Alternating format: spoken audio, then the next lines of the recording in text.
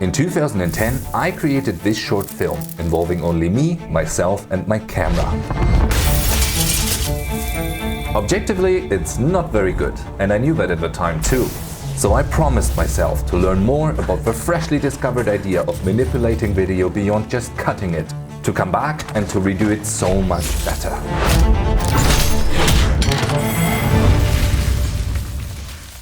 Well, I'm almost 30 now, and for the last 15 years this childhood pledge has never left my mind. But time is running out. I haven't started a family just yet, but I know when I do, I won't have as many resources available to me, be it time, be it money, as I do now. So I'm afraid if I don't start today, I never will.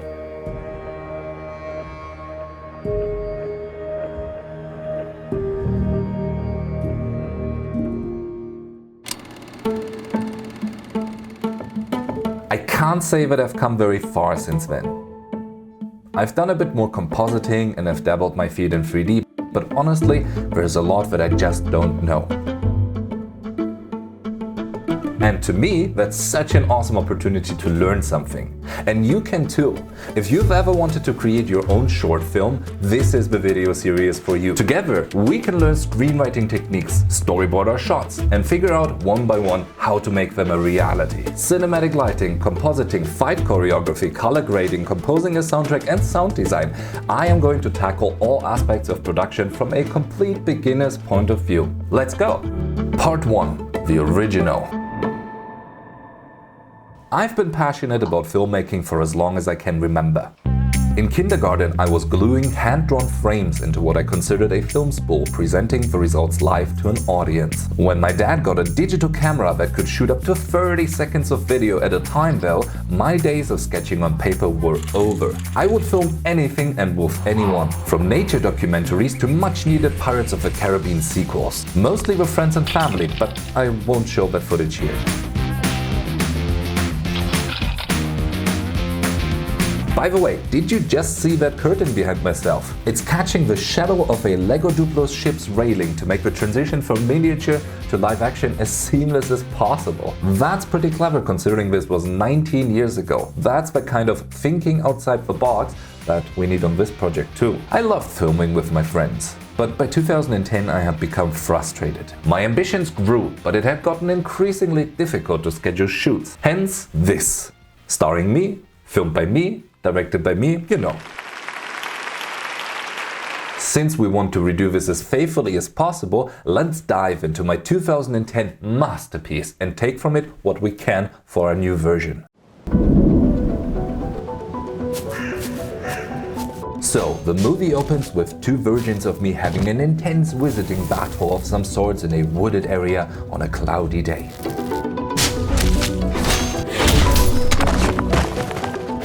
As none of the two opponents appear to be landing critical hits using spells, a gun is drawn to gain the upper hand. But miraculously, the under-equipped hat wearer manages to escape by transforming into a black particle cloud. After ensuring the audience would be able to see his cool trick too, the gun wielder begins the pursuit. Despite having no consequences at all, the two particle clouds collide aggressively during their exhilarating chase. But eventually, both enemies change back into their human forms. Kind of. At times. It really depends on whether they overstep the border of the split screen or not. In a twist that leaves audiences gasping to this day, the gun wielder though catches the hat wearer's particle form and traps it in his basement.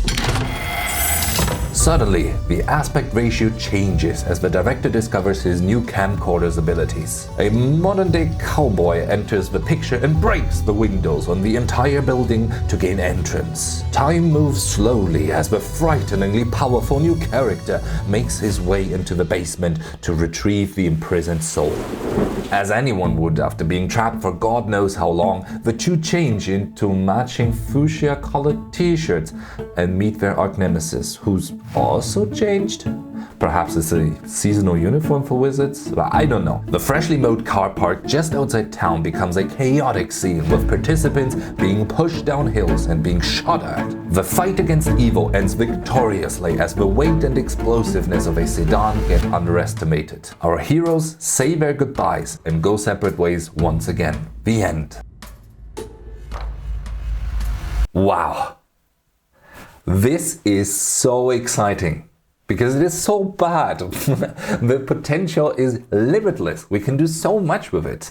We mustn't haste with our judgment though. From a technical perspective at least. Because if you think about it, the static shots, the clear division between each character's half of the screen, well, having only yourself, a camcorder and a tripod to shoot this, there's not much more you can do to make your shots more dynamic without putting in an insane amount of additional effort. Actually, let me demonstrate this to you in my backyard.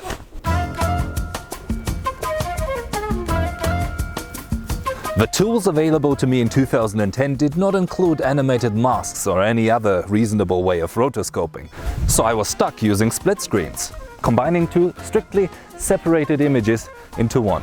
Nowadays, of course, I can piece together individual elements from multiple plates with relative ease, eliminating the need for long-distance visiting battles and even opening up the possibility for physical touch. But the camera is still locked off. So let's test how much of an issue that's actually gonna be. Hoping that I can stabilize the drone shot enough for a split screen, I record myself running toward a marked middle spot from both sides. After taping my most natural height for a physical attack to a light stand, I first film myself hitting it with my foreground character in a defensive position. Then I remove the light stand and try to hit the mark again, this time from the other side. I'm so out of shape. Then a gut punch. In the first take, I'm hitting a plastic container to gather a contact shadow on my fist. Motion blur will help hide the contact, but selling it on the receiving end is challenging. I'm trying to suppress my body's natural anticipation of movement. Then I cut out the few frames that still give it away to help make the transition more abrupt.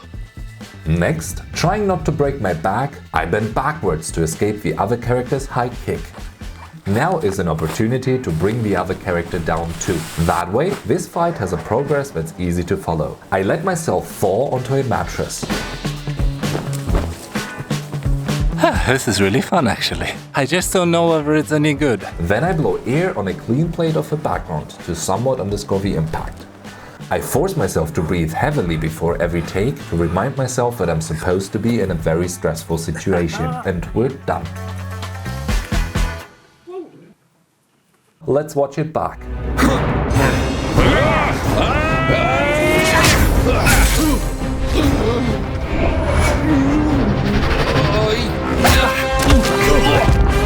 I mean, not bad, right? Considering the little effort we've put into this. And definitely an improvement over 2010's choreography, though the element of magic is currently missing, but we'll figure that out later. The core issue for me though is the static nature of all these shots. In post, I've added a digital camera shake and zooms, but it's not the same as having an actually movable camera. I mean, you can do it like that. There are a lot of high-budget superhero movies, for example, where the camera has a bystander's role, where they just like objectively film what's happening.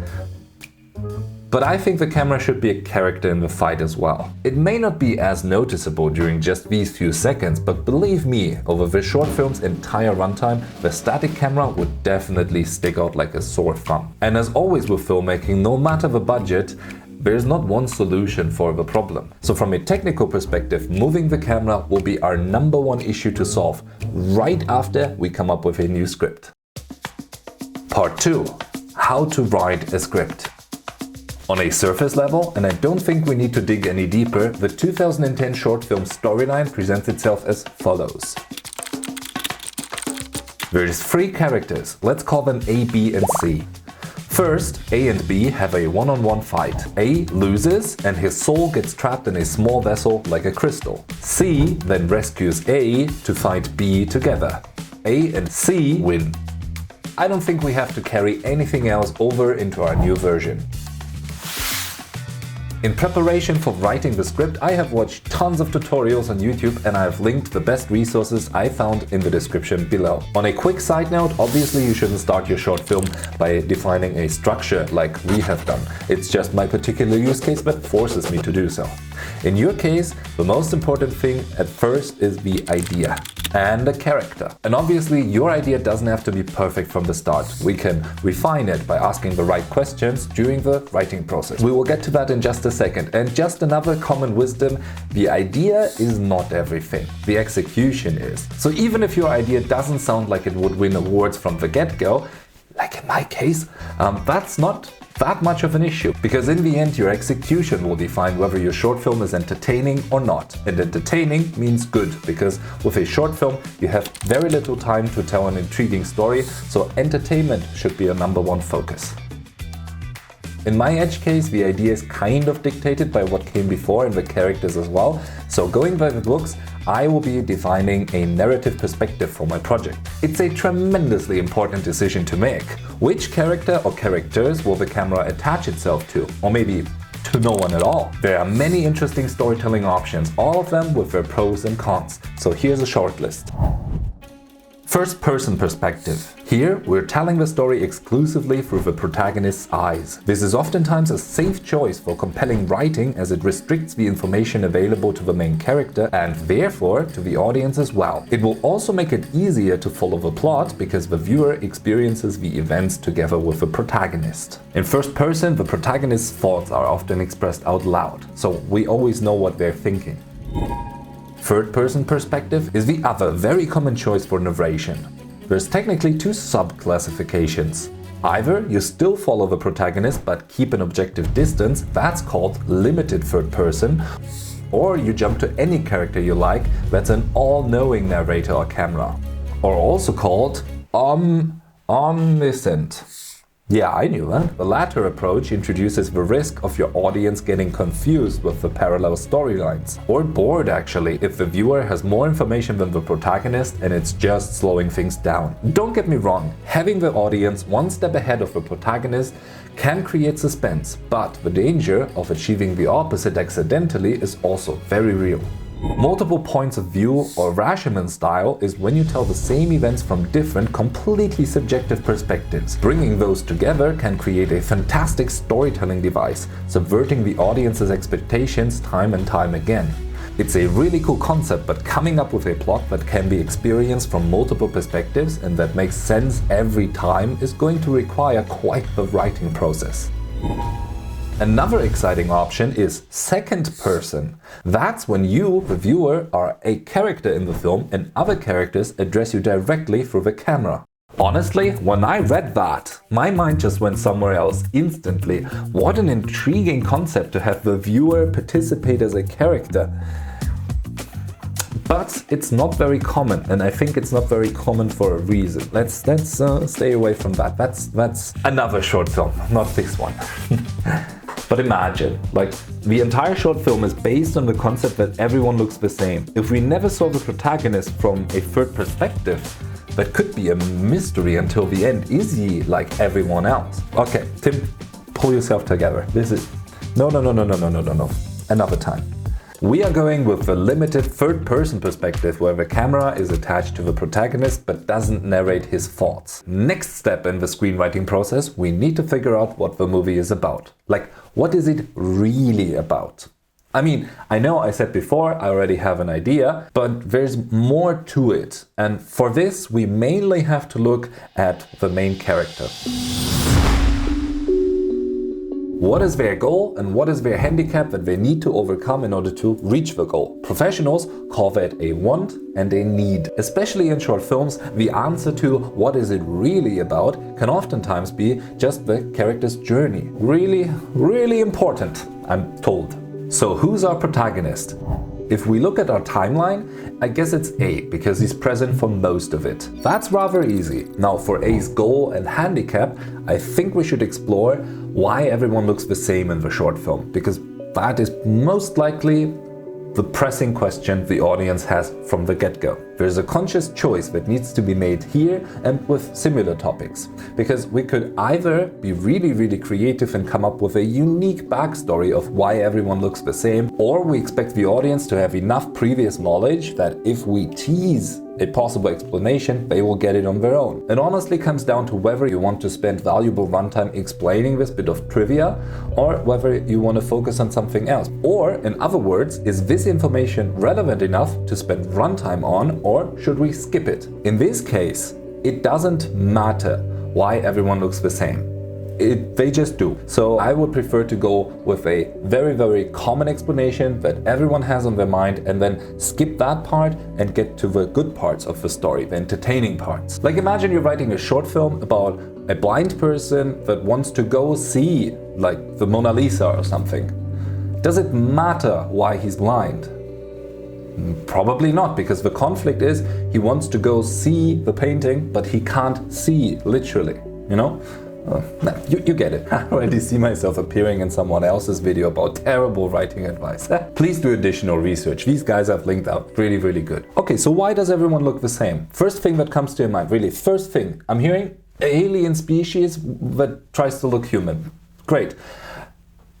Clones escaping from a laboratory. Perfect. These two explanations, so common, everyone gets it. No need to introduce it further. Mental coin flip, we're going with the clones that broke out from a laboratory. It's not important for the story, so let's focus on something that is.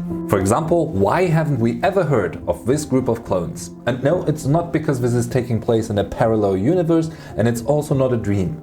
It's right here, right now. Well, if I were part of a bunch of identical looking people, I try to stay hidden too. Because why? It doesn't matter what my origin story is, whether I'm an alien or whether I broke out from a laboratory.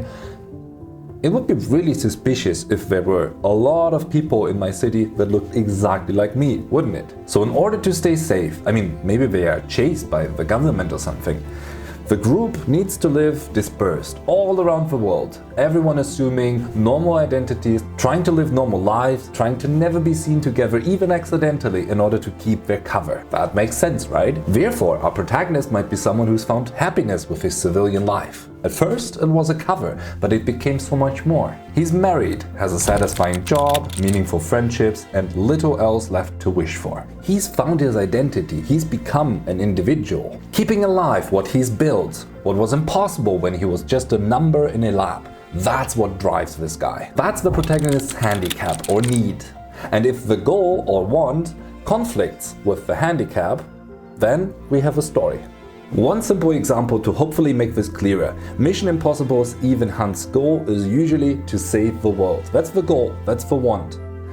His handicap is, or the need is, that he cannot let any single person die for the goal, which creates the difficult situations that he has to work himself out of. So he needs to save the world, but it cannot come at the expense of a single person. And perhaps you already see where I'm going with this, because looking at the timeline, the first block of our obligatory story structure is A fights B.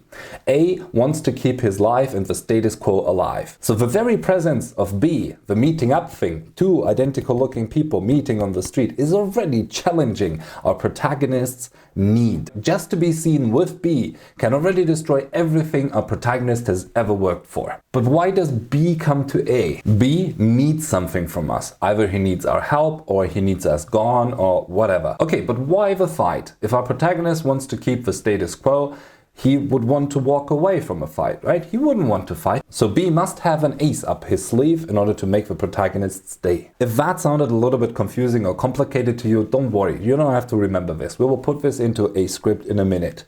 I just want to demonstrate that the optimal screenwriting process is when you can always tell your story and therefore, and therefore, and therefore, rather than and then, and then, and then. Action, reaction. That's how you write a story.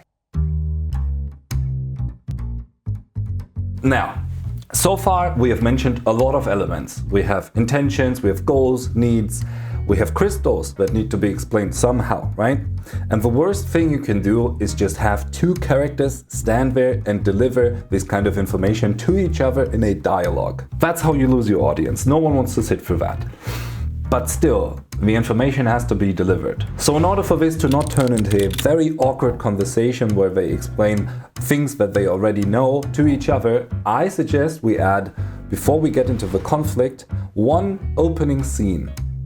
A shot that doesn't involve our protagonist will make this exception to our rule. I think that's fine. Where we already introduce a few concepts. Show, don't tell. What I envision for the opening scene is something like this. The sun is setting over an opening in the woods. It's quiet, only cicadas slightly raising the bass volume. It could be a serene summer evening if it weren't for all the dead people scattered all over the floor. Some face down, others reveal their final expression to the panning camera. Everyone looks exactly the same height, same hair, same face. At the head of the silent crowd, him, B. Also a carbon copy of everyone else, just alive. Like fairy dust, red particles penetrate the dead body's clothes and gather in the air above B. With a blank expression, B stares at the cloud of souls approaching him, circling above his head. Finally, he opens his bag, revealing dozens of crystals inside. The particles make their way in. The light fades, B leaves. With this, we establish purely visually that there's a large group of lookalikes. Secondly, we paint B as the villain. So going forward, the audience has an expectation. And going into the next scene, where A fights B, we already have an apparent goal for B. He seems to want to kill everyone. But how will the villain convince our protagonist to stay and fight? And how will we weave in the rest of the exposition? Well, let's imagine the next scene. After the opening shot, we cut to black. Then the sound of a car door slamming shut. We see our protagonist walking from the street curb to a fence gate in an upper middle class residential area. He's wearing his office attire. He's on the phone, saying something along the lines of, "That sounds amazing, Bill. I'll put it into writing first thing Monday." In his hands, a bouquet of flowers, probably intended for his wife. His hand reaches out to the gate, then he freezes. There's someone standing about 30 meters down the road, staring him down, looking exactly like him. Our protagonist ends the call, glares at the unexpected visitor, glances up to the house. A window is open, curtains twill in the breeze. They have to be quiet. He can't bring issues of his past here, home. After a brief pause, the protagonist nods to the wooded area on the other side of the street. He lays down the flowers. Not letting the newcomer out of sight, the protagonist slowly crosses the street, on par with his unwanted guest. An aerial view of the forest. We fly over an opening that contains the ruins of a former chapel or village church. Only a few of the sandstone columns are still standing. Notably, the structure holding the bell is mostly intact and sticks out as the highest spot. Arriving at the ruins, they finally speak. Our protagonist might say, "What are you doing here? We've sworn to never cross paths ever." B could reply, "I see you've taken your cover seriously and built quite a life for yourself, number 106, so I'm truly sorry." "Don't call me that. I'm Steve now, Steve Petzoff, married middle manager, and I don't think you were unaware when you came looking. So I'll ask one last time. Why are you here?" B pauses briefly. "You know, to cut to the chase, I guess. I need you to die, Steve. And I'd prefer you agree voluntarily." Taken aback, our protagonist laughs. Of course, sure. You know, I'm not even surprised. Every time I meet you or any of the other guys, it's always something like this. But no thanks, I'm out. Can't you see? I've built something for myself here. I have a life now. I have people depending on me. I'm not a number anymore. I cannot be part of your games.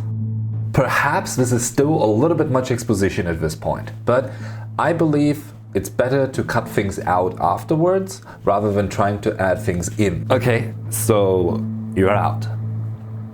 You know, unfortunately, or maybe rather fortunately actually, I figured as much. The villain pulls out an hourglass. The sand has started to trickle down, but there's quite a bit left to go. B seems uncomfortable saying it. You know what this is, right? Steve? Steve, visibly shaken. Who have you got in there? No. Okay, so this is a new device. We've had the crystals established before, and now we have an hourglass. Why? Right? I also feel like this isn't the most elegant solution. Ideally, we'd have some sort of plot device that fits both needs, but the hourglass serves a specific different purpose. But hear me out. Since we're going to establish in just a moment when the fight begins that the clones have superhuman powers, I think you've made the conclusion by yourself already, but the crystals represent a way for the villain to trap souls of the other clones, to gain their powers for himself. Having an ordinary outsider be compatible with the crystals defeats their purpose. So, crystals for catching clone souls and hourglass for ordinary mere mortals. If you have a better idea how to handle this, I'm all ears. Please put it in the comments. But the hourglass specifically presents another opportunity here. We can create a time limit for the fight until the sand has run out. Fights, just like the entire story in general, should have a goal to reach, so we can always measure the progress towards it. No one likes battles with vaguely defined supernatural abilities clashing with no real purpose, no real goal. You're just sitting through it. So let's use the hourglass not only as a MacGuffin for the protagonist to reach, but also for him to reach it in time. I am genuinely sorry. I know you wouldn't believe me if I told you that she went voluntarily, but she did. I couldn't see any other way to get you to cooperate, and I'm afraid neither could she. No, you're lying. You're lying. Well, someone's in here. Someone will be gone in about 2 minutes if you don't take action now. Are you willing to take the risk that it isn't her? No. Steve is shaking his head, trying to think of a solution. He pulls out his phone, speed dials, but no reply. Slowly, he lowers his arms and readies himself. There's no way out. Steve lunges forward. B throws and releases the hourglass. The device burrows itself into one of the pillar's sandstones until it is barely visible. You know the rules. Sacrifice yourself, she's free. Turn it around, I'll let her go. But you'll have to go through me first. Having established the protagonist's need, we know he has to do anything in his power to get to that hourglass before the time runs out. A setting like the chapel ruins provides visual guidance during the fight, a coordinate system of some sort. The important thing is to not just have the location as a pretty background, but utilize it in the fight. Sandstone pillars, individual sandstones lying around, maybe old wooden benches or the church bell should be integrated into the fight mechanics. But coming up with a good fight choreography is an entire topic for a different time. Let's focus on the story here. So we need to talk about the superpowers or magical abilities that we're adopting from our source material. But I don't think it has to be wizard-like like in Harry Potter. Superhuman powers don't have to involve lights and sparks. From a storytelling perspective, spells can be a real troublemaker, as you have to establish their effectiveness and their weaknesses first. Not having 8 feature-length movies to build the lore behind what shoots out of a wand, I'd say let's stick to the more tangible bodily phenomena. For example, I believe it would suit our protagonist Steve to have a rather defensive power. It suits his character, right? He wants to defend. What comes to mind? Maybe lightning fast healing or body regeneration. He can't hurt anyone with it, so undoubtedly he's the good guy. For the aggressor, B, we should choose more offensive powers, and multiple as well, because going back to the crystals, we have established that B is collecting souls and powers from his fellow clones. How exactly? We're going to deal with that later. Superhuman strength, protective shields, and fireballs just for the visual glory. The important thing is that the confrontation points out the powers and the power imbalance. The villain should be trashing the protagonist, giving him enough broken bones to show off his ability of lightning fast healing. In any case, they fight, they show us their powers, but time is running out and Steve is unable to get to the hourglass. The sand in the hourglass is nearly gone and our protagonist just doesn't give up. B starts panicking genuinely. Come on man, give up! Please, give up, I'm trying to save both you and her. Steve finally gives up and readies himself to receive the final blow. The camera punches in, cut. Now in the original short film, this would be the time to introduce C, the ally of our protagonist, freeing him from the crystal. But since we've committed to tell the story almost exclusively from Steve's perspective, we have to cut this part. The result of going from dying to coming back to life instantly is so much cooler though, I think. In the last frame, Steve crashes with his back into a sandstone pillar of the church ruin. In this next frame though, he's suddenly somewhere else entirely, stumbles a step back and crashes into an enormous bookshelf instead. Steve lets out a scream. A cascade of books spills onto the floor. Steve lowers his defensively positioned arms and realizes he's alive and also far removed from the deadly fight at the chapel. Introducing C, the rescuer. In order to provide a little bit of a break between the first fight and the last fight, it's time to answer a few more questions. What's up with the crystals? And the villain, B? And also, how did Steve get here? It worked? It worked? C exclaims in relief. Where? What? Could be natural questions on Steve's mind. Take a deep breath. You're safe? No, relatively. The rescuer says. What happened? This isn't the forest. I think you've been murdered, like so many others. C explains. What's the last thing you remember? A flashback to Steve's final moments occurs. Where is she? Where is my wife? We need to find her. He yells, confused. C bends down and starts rummaging through the fallen books. Somewhere. I'm not sure what 13 has done to her, but it may be too late. C states while searching. You don't get it. We have to go there, right now. Steve commands. C stands up. Listen, believe me, I'd love to, but I'm afraid we have no time, and I'm more afraid we've run out of time with this conversation completely. What do you mean? You've been trapped in a crystal for months. C explains. His gaze falls onto a specific book next to Steve. There it is. For months.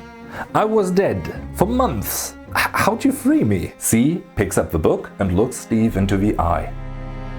I dropped it. Accidentally, of course. You what? Steve shakes his head. That's it, I guess. C admits, shrugging. Look, I found the construction plans of the device number 13 has been built. C opens the book and hands it to Steve. Steve pulls himself together and takes a look. Nervously, C sneaks up to a window and peeks outside. Steve looks at the drawing and the instructions. I did notice that he's had the powers of multiple people, like 28, 29, maybe 188 and 34 definitely too, if I'm not mistaken. And that's no accident at all. He's been killing us and trapping our souls, making our powers his. C returns to Steve. There's not many left of us. Actually, just him and me, and you now. Steve looks up at C. Your teleportation ability, that's his match, isn't it? C shakes his head. Not quite. He's gaining on me. That's why I got you out. Steve briefly looks at the drawing again. So, you know where this is? Uh-huh. My wife could be there. What are we waiting for? You take me there. Steve extends his hand to C. C sighs. Well, it's not that easy, unfortunately. The device is protected by a powerful spell. You have to pay a price for intervening. Number 2 reveals his torn clothes, barely covering a severely burned bloody arm. That's why you got me out first. Exactly. You can heal your way out of this. I can't. Right, says Steve and looks at the pages in front of him one last time. It says a binding contract may only be established at the soul's willful agreement. Confused, Steve looks up. Through the window behind him, we see a dark cloud approaching quickly. Agreement? How do you convince everyone? With a deafening roar, the cloud nears. Both occupants of the room turn towards the window. Suddenly, the cloud turns into a human that grows to the size of a multi-story building, sprinting full speed into our character's direction. Steve and number 2 look at each other, unnerved. Time to go! They yell simultaneously. A giant's hand breaks through the wall just as number 2 grabs Steve and they teleport away. Again, this expositional dialogue may be a little bit heavy-handed at this point, might refine it. I've tried to work in action, as you can see, right? The walking around, the searching through the books. That is a good way to kind of make it easier to digest, but possibly this can be improved further. There's two things I'm not in love with yet with my script. The first one was the unelegant solution of having crystals for the clones and an hourglass for ordinary people. The second one is this. While I think it was important to disclose that there is this magical device and that by taking out crystals and dropping them on the floor you could free people, but I'm afraid we can't have our two allies reach the machine. I mean, what's the point? The final battle should be the all-powerful villain against C and the protagonist. So let's create an obstacle here, a limit to the rescuer's ability. This is a forest, but this is not where we were. Number 2, are you alright? Steve asks as the two reappear in a shallow river. No mystical machine in sight. 2 is spitting out blood. I've actually never transported anyone with me over long distances before. He admits, coughing. So, are we going to make it? Both of them turn their heads as the roaring cloud nears. 2 shakes his head. I can't get us out there. I can only buy us time. He says, grabs Steve's arm and teleports away. We're transitioning into the finale. Let's recap. We have Steve, the protagonist, that will do anything in his power to keep the status quo and to try and save his wife. We have C, the rescuer, who wants to defeat the villain by joining forces with our protagonist. And lastly, we have B, the villain, who wants to kill everyone in order to collect their souls and make their powers his. This is what we have going in. While I'm laying out the final act, I want you to imagine the endless grasslands of the Scottish Highlands. Steve and number 2 appear on a rocky meadow in the Scottish Highlands. Once again, number 2 is overcome with pain and coughs up blood. This isn't going very well. None of this is. The chasing cloud on the horizon appears again. Damn it, he's always so close. Number 2 pulls himself together and turns to Steve. The different plan. You free everyone. I stole him for long enough so you can make it to his lair. In that moment, the cloud lands and manifests in a normal-sized number 13. Steve raises his arms, preparing for an immediate attack, but it's not coming. Oh, Steve, I'm so glad. An out-of-breath number 13 exclaims. Oh, thank God he hasn't killed you yet. Step away from that man now, please. Steve, he's gone mad. Steve lowers his arms. What? He looks at number 2, who's putting on a no idea face. I've tried to tell you all along. Number 13 is out of breath. He's going to kill us all. He wants to rule the humans abusing his gift. Number 2 shakes his head. What? Steve, are you hearing this? Like, how can you say that? You have actually killed us all.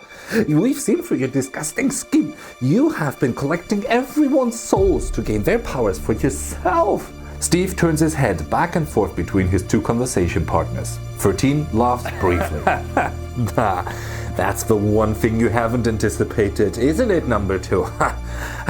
That I'd be able to save almost everyone you'd lure and murder. Flashback to the opening scene. Roughly 100 clones are gathered at the opening in the woods. Suddenly, number 2 appears. Using his teleportation skills, he manages to kill everyone present brutally, showing no mercy.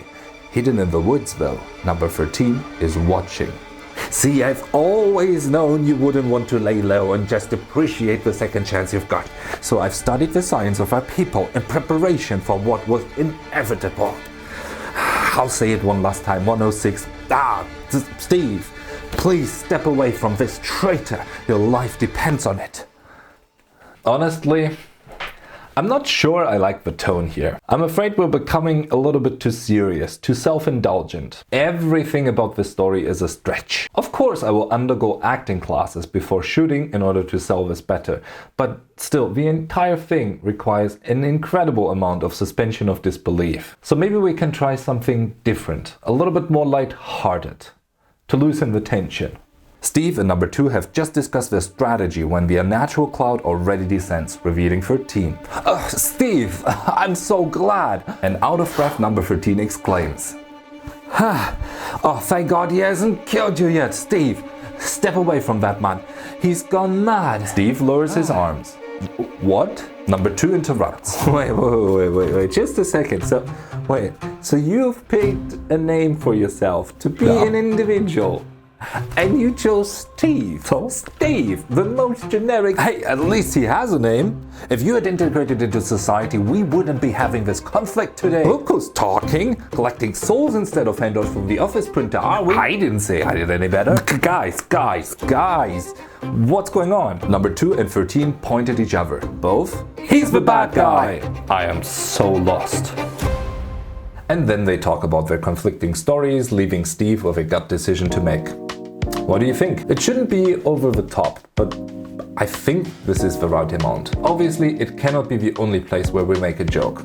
We have to implement this throughout the film. But that's entirely possible. For example, Pirates of the Caribbean at World's End is a movie that takes itself seriously when it needs to, but also makes room for moments like these. Or this scene in Mission Impossible Fallout, in which Tom Cruise catches up with the bad guy in a riveting chase just to suddenly be stuck in this I haven't thought this through moment. So yeah, I don't think we need to take ourselves that seriously. It just shouldn't be over the top, and like I said, we need to put it into other places of the movie as well. Okay, continuing. Here you are, Steve, presented with one word against the other. There's nothing I can say to prove my point, but the same goes for him. Listen to your heart, Steve. 13 appeals. But we have to pick a side eventually. Number 2 says, suddenly, number 2 disappears.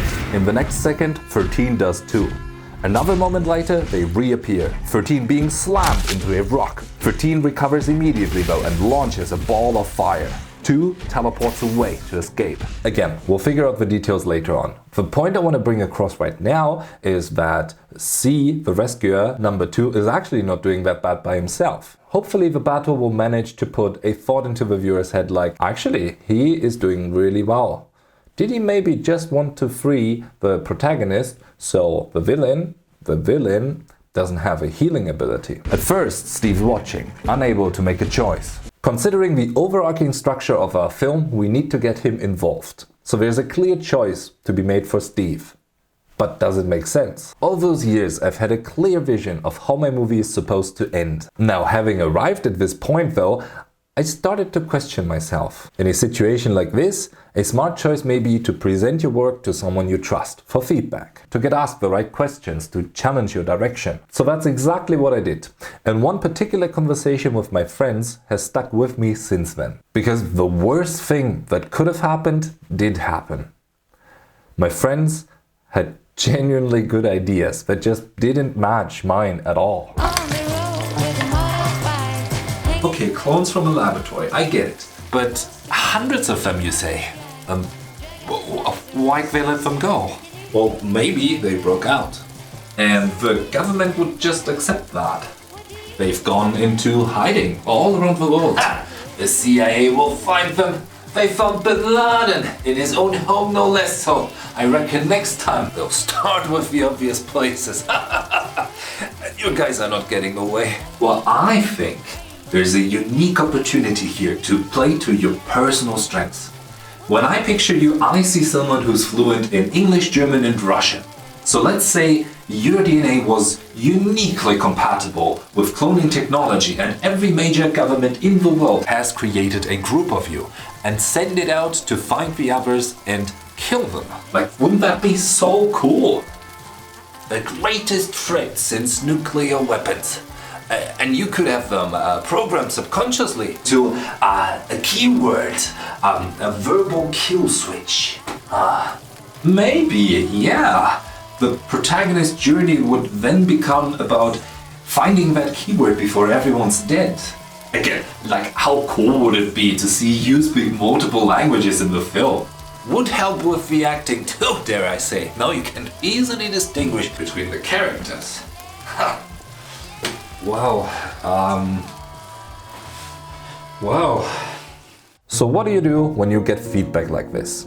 Being able to listen to feedback, being able to accept feedback is a tremendously important soft skill in any area of life, I believe. But being able to choose which feedback is good for your project is an important skill as well. Do you remember 2024's The Fall Guy? It's an action movie about a stunt guy being framed for the murder of the lead actor that he was supposed to double for. For months I was playing the trailer on repeat until the movie finally came out, and well, it's not quite like the trailer. When we left the cinema, my girlfriend turned to me and said, "I wish the person editing the trailer would have worked his magic on the main film too." And I agree. The script was great. The cast nailed the performances, the stunts were really cool, and the idea obviously as well. But the pacing, that's what let the movie down. And actually, not many people have had this criticism, but on the other hand, it hasn't become a cultural phenomenon, so there might be reasons behind that. In a situation like this, it's easy to point fingers, but as long as I can remember, I've always viewed movies from the creative side. Do you have a favorite movie that you've watched multiple times? Did you notice that every time you've seen it, your perspective has changed a little bit? On the second go, you already know the major plot points and you start noticing all those little hints that lead up to the big reveal. And then you show it to your favorite person for their first time while it's your 10th. You may catch yourself sitting out scenes that a first-time viewer is excited about. So imagine being a movie director rewatching your work dozens of times before it gets released. At what point do you stop trusting yourself and start relying entirely on other people's opinions? I'm not claiming that that's what happened to The Fall Guy, but the symptoms match. Imagine the director being on his 50th viewing when somebody in the test audience says, "I didn't quite catch that, that's too fast." And then they go, "Oh God, how could we not see this?" And change the pacing on the entire thing, and now that's the result. It's so hard to identify when to take the correct feedback. But let's apply the same questions we've applied to our own script to the suggestions in order to figure out, are they good for us or are they not? Take the protagonist. What would be his new goal and his new handicap considering my friend's suggestion? Now he's part of a secret unit, tasked with eliminating the other secret units. Okay, that's the goal. I get that. But what would hold him back? Honestly, I'm having trouble thinking of a handicap here. Because if he's a cold-blooded killer, then he's trained not to have handicaps, right? So already we're seeing a downgrade in our protagonist's profile. What about the overall film though? Well, there's another common screenwriting wisdom. If any page of your script doesn't progress the plot, it needs to go. So does having the characters speak different languages help progress the plot? Is it important to explain the background story for the plot? I mean, we've talked about the exact same thing at the beginning of our screenwriting process, right? If the backstory is really important, then the film needs to be about the backstory. We cannot afford to have both a plot separated from the backstory. And in this case, no, like we already established, our overarching structure kind of dictates what we have to do. My mom always says, where there's a will, there's a way. Where there's no will, there's an excuse. I could be making up excuses. I don't know. But when you receive feedback, you should apply the same questioning that you use to scrutinize your own work in order to figure out if it's good or not. For now, let's get back to my idea. We're still in Scotland. Listen, Steve, I'm sorry. 13, the supposed villain, exclaims between attacks. Steve is still standing there, assessing. Number 2 is throwing everything at 13. Rocks, ships from the nearby shore, gas tanks from a nearby port, whatever. Your wife, you can save her. Steve's eyes light up. I've suspended the hourglass spell just as it was about to run out. An explosion directly above 13's head bursts his protective shield. In a last-ditch effort, 13 jumps and rolls out of the way. Where is she? Steve yells. Remember the safe house where we met for the last time, swearing to never meet each other again? Wait, that's actually not too far from here. I recognize the landscape. 13 struggles with the relentless attacks. As long as I live, she does too. The crystals will be fine no matter what. But what will he do when I'm no longer here? Please, Steve, think about that. The ground shakes. So far, 13 has mostly defended himself. Now he's trying to counter. It's your choice, Steve. Stay and save everyone, or run and save your wife. I'm afraid you can only do one. I'll try to hold him off for as long as I can, but I don't feel optimistic. Steve is visibly thinking. 13 has grown to the size of a multi-story building again. Desperately, he's trying to grab number 2. A few moments later, the camera zooms out from the battleground, revealing Steve quite a distance away, running. At first, he looks determined, but soon he stops. He's thinking. Steve is visibly torn. He could go and save his wife, but stopping number 2 may very well mean saving the world. And wouldn't it make sense to save the world in order to live in it peacefully, with a family? It's generally not a good idea to write thoughts into a script that are neither shown nor voiced out loud on screen. In this case, it's more a mental note to myself. It's the kind of thinking that I want to inspire in the viewer's head watching this. A piercing scream reaches Steve's ears, followed by a maniacal laugh. Clearly, one of the 2 opponents is not doing very well. Steve seems to have made his choice. Decidedly, he turns around. Suddenly though, number 2 appears, grabs him and teleports away. Now they are in the air, multiple kilometers above the ground. You know what? I've just realized I can do this myself. Number 2 yells, laughing, confirming that the distant noise had indeed been him. I've been running away all this time, but now I realize I don't actually need you to go and release the others. I'm so strong. Steve is shocked. I'm so close to pulling this off, honestly. Do you a favor. You don't actually want to see what I'll do to this world. Goodbye. Number 2 releases Steve from his grip and disappears. No. Far below, Steve can see the 2 others fighting again. He's falling and there's no way to stop it. Desperately, Steve looks around, but this is it. There's no way out of this. Number 13, even if he's on his side, is too busy not to die himself.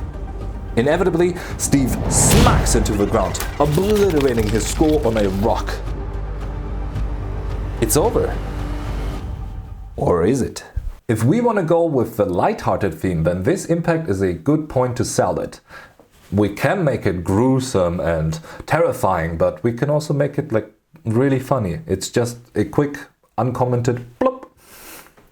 Let's go with that, perhaps. The battle is in full force as Steve's body lies still. All seems lost. Then, though, slowly, pieces of his skull start jittering. Like being pulled by a magnet or experiencing the impact in reverse, everything detached from Steve's body starts finding its way back to where it came from.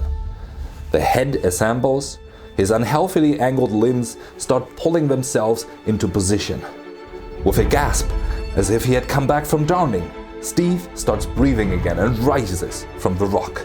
His shocked expression reveals that Steve is just as impressed by his limitless healing ability as the audience. He looks at his hands in disbelief. Then, his head turns to the battle. Quite shakily, he makes his first steps but pushes on until he's in a full sprint towards the other 2. 13 jolts back as yet another rock drops right in front of him out of nowhere. What he notices too late though is the second boulder accompanying the first one. A rushed attempt to construct a protective shield fails and 13's legs get crushed under the unmovable stone. 13 tries to wiggle himself out but can't. Breathing heavily, he seems to have reached the end of his strength. Number 2 appears on top of the rock, smiling. Ha! Gotcha! A battle scream makes 13 and 2 both turn their heads towards the approaching Steve. Steve is panting heavily, sprinting at full force. His eyes analyze the situation ahead. Then we see him spot a sharp rock sticking out from the grass. From the perspective of 2 and 13, Steve appears to trip and hit the sharp stone belly first. Steve stops moving. Where was I? Ah yeah, goodbye. Suddenly, Steve rises from the rock, his abdomen ripped open widely. He runs towards the rock where number 2 and 13 are, but it's too late. Jumping down from the boulder, number 2 touches it lightly. In the next second, it's rotated in a position where it shakily stands on its edge. With no hesitation, the rock falls over and crushes 13. Only an arm is left sticking out. Determination changes to shock in Steve's eyes as he keeps running. Then, pure rage is written all over his face. Steve stumbles towards number 2, who cannot suppress a belittling smirk. Clearly, Steve, open wounds all throughout his torso, poses no danger to him. But then, Steve grabs number two's head and slams it into his cut open belly, letting out the most painful scream. Number two is completely overwhelmed, letting out gurgling noises. Panicking, he starts teleporting aimlessly around the grasslands. But since he's touching Steve in the most displeasing way, our hero stays attached to him. In a last-ditch effort, number two's hands reach for Steve's body, trying to push her away, but Steve locks his arms under his foe's armpits, rendering escape impossible. We can see the wounds close and number two's resistance becoming gradually weaker. Steve is breathing heavily, sweating profusely, probably counting the seconds. Eventually, number two goes limp.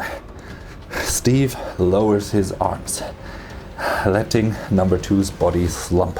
Steve's breathing becomes fast-paced. His face reflects that he's collecting himself for the last step.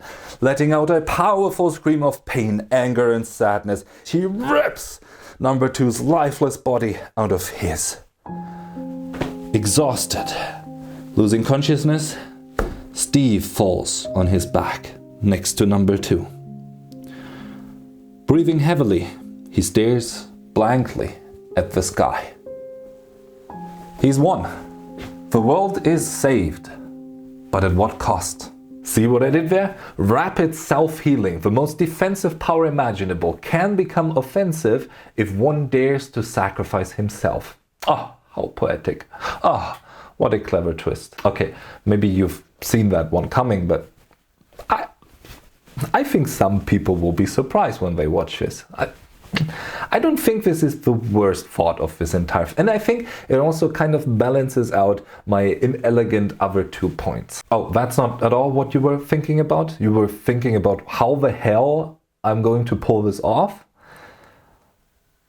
That is a very good question for future Tim, and I promise he won't disappoint us. But what about the other clones? What about Steve's wife? Can she be saved? And does the arm that is sticking out from under the rock have something to do with this? I do have answers for all of these questions. Actually, I do have a really cool idea for an ending that will bring the entire thing full circle. But I'm not going to reveal it today, so you also have something to look forward to in the final movie. Wow, is this a good script?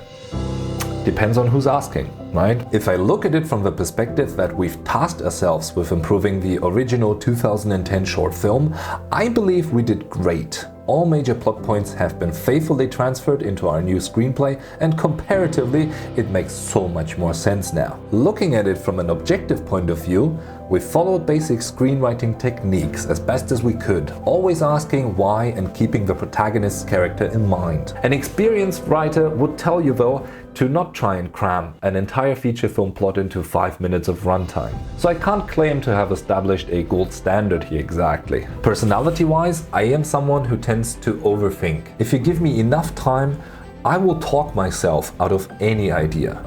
So I've learned that at some point, it's enough, and I just have to go the next step. And I think there's a possibility for so many more iterations. But I have to let it go at some point. Otherwise, like I said, the danger of not doing anything at all is very high with me. But honestly, I don't think that this script is the worst thing ever. And that's in part to how that conversation with my friends actually ended, that I haven't told you yet. And I just don't get how restaurants keep getting this wrong, right? Bye. Hey, so I've noticed that you haven't said a single thing during the entire discussion today, and I don't want to be nosy, I'm just curious. What's on your mind? What do you think of all of this? Well, Tim, at the end of the day, it's a tale of fiction. And anyone could come up with their own, and I too could think of versions of your story, so shouldn't you be thinking of it as a positive sign that people are engaged enough to want to put their own spin on things? I certainly would. So I don't think you're far off here. Personally, a good ending always manages to get me into a very forgiving mood. And I think I've heard quite the ending here today.